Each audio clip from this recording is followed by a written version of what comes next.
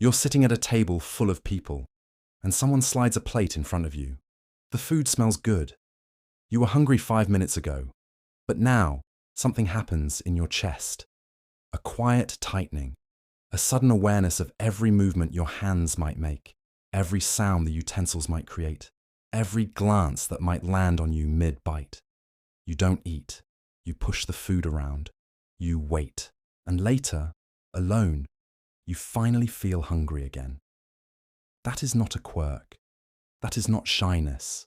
That is your nervous system doing something very specific and very intelligent for a reason most people never fully understand.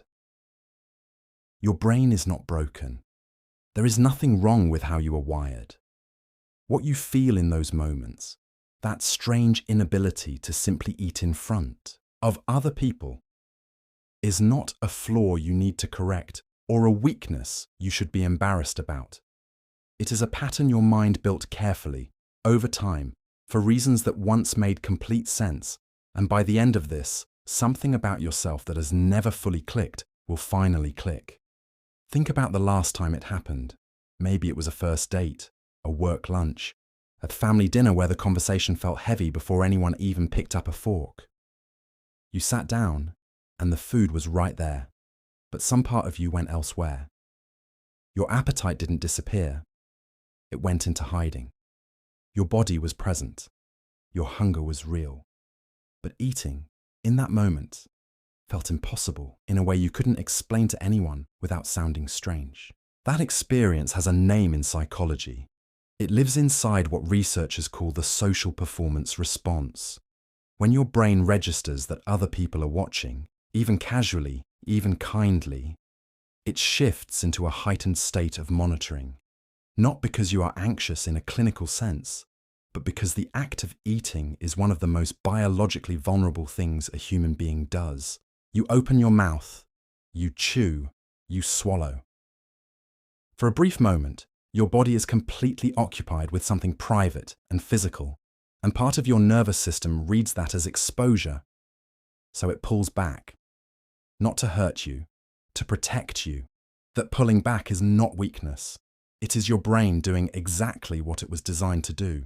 The question is, where did it first learn to do it this way? Here is where it gets personal. Think back, not to a restaurant, not to a cafeteria, but to a dinner table, maybe the one you grew up at. Maybe meals in your house were unpredictable, not because the food was bad, but because the emotional temperature could shift without warning. Maybe someone at that table watched what you ate, or how much, or how fast. Maybe meals were the place where tension surfaced, where the silence was louder than words, where you learned to read the room before you could read a menu. Your body learned very early that eating in the presence of others was not neutral. It came with conditions. It came with observation. And your nervous system, which remembers everything even when your mind doesn't, filed that away and never fully let it go. This is called emotional memory, encoded in the body. It is not a conscious belief you carry. You don't sit down to lunch thinking about your childhood. But your nervous system does not know the difference between then and now. It only knows pattern. And the pattern it learned was this: being seen while eating requires energy, alertness, a kind of readiness. So it never fully relaxes at the table, not because of the food, because of what the table once meant. But here is the part nobody ever tells you. This is not actually about food. It was never about food. What you are protecting in those moments is not your appetite. It is something much older and much more essential.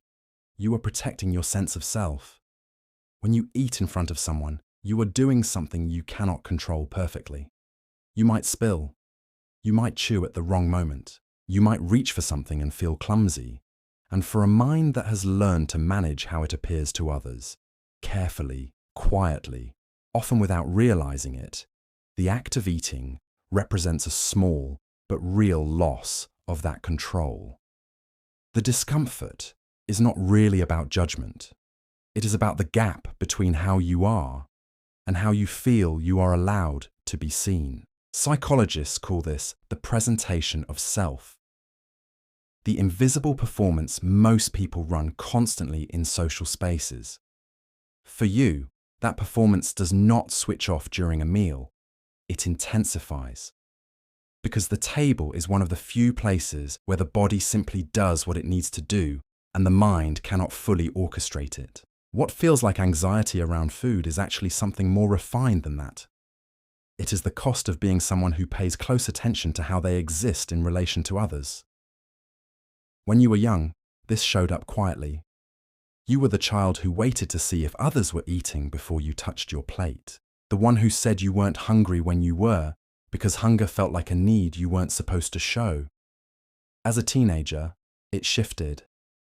Maybe it was cafeteria trays and crowded tables, and the particular cruelty of being watched while just trying to eat lunch.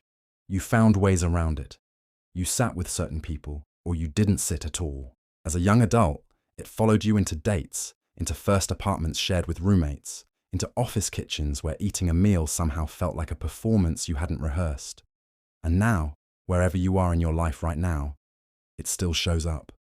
Quieter maybe, but still there. The instinct to wait, to eat later, to feel something loosen in your chest the moment you are finally, blessedly alone. Your mind uses this behavior the way some people use music, or routines, or the specific comfort of a familiar room. It is a regulation strategy. When the world feels like too much, too many eyes, too many unspoken social calculations, too much sensory input layered over the simple act of trying to feed yourself, your avoidance of eating in public is like an anchor in moving water. It holds something in you steady. It says, this at least, you can control. This at least is yours. Eating alone is not a consolation prize. For you, it is often where the day finally makes sense, where your body relaxes into itself, where hunger is allowed to just be hunger, without an audience, without performance, without the quiet vigilance that social eating demands. That is not isolation. That is your nervous system returning to baseline. It is your mind doing exactly what it learned to do when everything else felt uncertain. This is not a flaw. Read that again if you need to. This is not something broken in you that needs to be repaired. This is what an intelligent, sensitive nervous system looks like when it has spent years learning to protect itself in the specific ways it needed to. You did not choose this pattern. It chose itself, long before you were old enough to question it. And the fact that it still shows up, not as shame, not as a disorder, but just as a quiet, persistent thing you carry, says something true about how carefully your mind has always held the line between what it shows and what it keeps. People who feel this are not fragile. They are, almost always, the ones who feel everything at a depth that other people rarely access. They notice more. They absorb more. They carry more of the unspoken weight in a room, often without anyone knowing.